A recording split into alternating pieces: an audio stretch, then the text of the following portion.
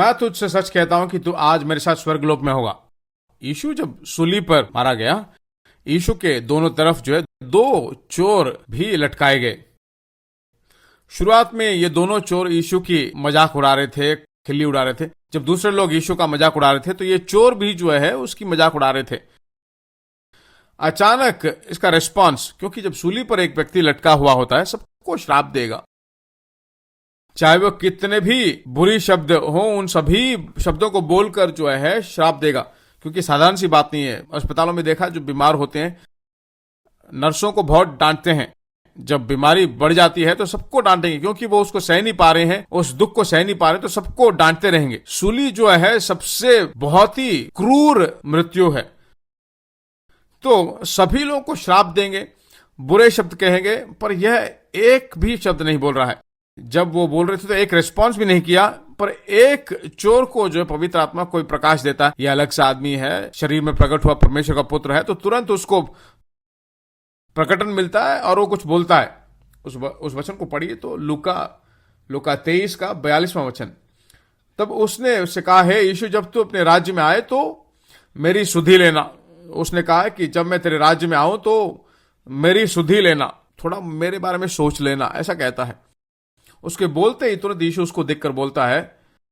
इससे पहले यीशु ने कुछ भी रिस्पॉन्ड नहीं किया था। नीचे से हजारों शब्द उसके विरुद्ध में बोले जा रहे थे। कह रहा थे कि नीचे उतर कर आओ, तू परमेश्वर का पुत्र है तो नीचे उतर कर आ, मंदिर को ढाक कर 3 दिन में बनाने वाला था ना, कोई तुझे बचा नहीं रहा है।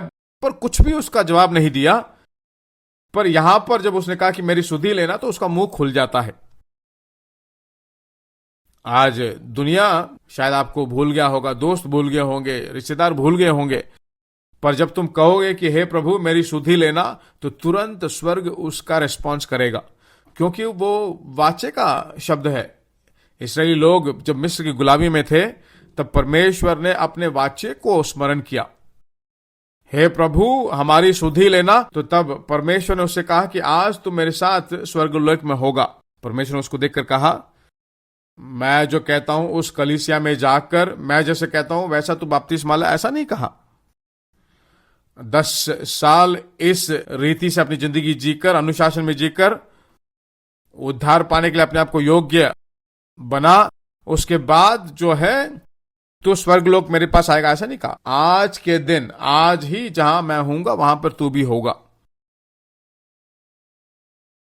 आज कलीसिया ही जो है उद्धार को कठिन बना चुका है। परमेश्वर कभी उसे कठिन नहीं बनाया। गलातियों की पत्री में हम पढ़ते हैं ना, वह कहता है, मूर्ख गलातियों, उसका क्यों?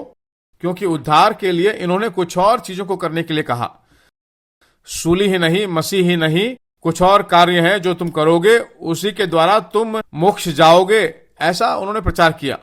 व्यवस्था का पालन करने का, आज व्यवस्था को पालन करने के लिए नहीं कहा गया। पेंटेकोस्ट के उस उपदेशों को पालन करने को कहते हैं, ब्रदरन के उपदेश को, कैथोलिक के उपदेश को पालन करने के लिए कहते हैं। इनको पढ़ेंगे तो स्वर्ग चले जाएंगे। ऐसे लोगों को परमेश्वर का मूर्ख लोगों कहा कि तुम पागल लोग हो। आज किसी से नहीं कहा जा रहा कि व्यवस्था को पालन करो, उसकी क्रियाओं के अनुसार तुम स्वर्ग पहुंचने की कोशिश करो, तो उनको कहता है मूर्ख हो तुम। इन्होंने क्या किया? उनके पापों को अंगीकार करने के लिए बोला नहीं, आज ही के दिन तू मेरे साथ स्वर्ग लोक में होगा। छुटकारा जो है परमेश्वर के अनुग्रह, परमेश्वर की दया की ओर से है। मनुष्य अपने क्रियाओं के अनुसार स्वर्ग नहीं पहुंच सकता है, पापों की क्षमा नहीं हो सकती, इसलिए वो जानता है, इसलिए वो नीचे उतर कर आकर छुटकारा देने के बाद उसकी क्रियाओं के द्वारा छुड़ाए जाए तो उसे नीचे उतर कर आने की जरूरत नहीं है। एक ही शब्द वो कहता है, हे प्रभु मेरी सुधि लेना, तो कहता है आज तू मेरे साथ स्वर्गलोक में होगा। स्वर्गलोक का मतलब क्या? बहुत सारे लोग बहुत अर्थ बताते हैं। मैं तो कहता हूं एक ही अर्थ है उसका। स्वर्गलोक का मतलब वह जगह है जहां परमेश्वर है।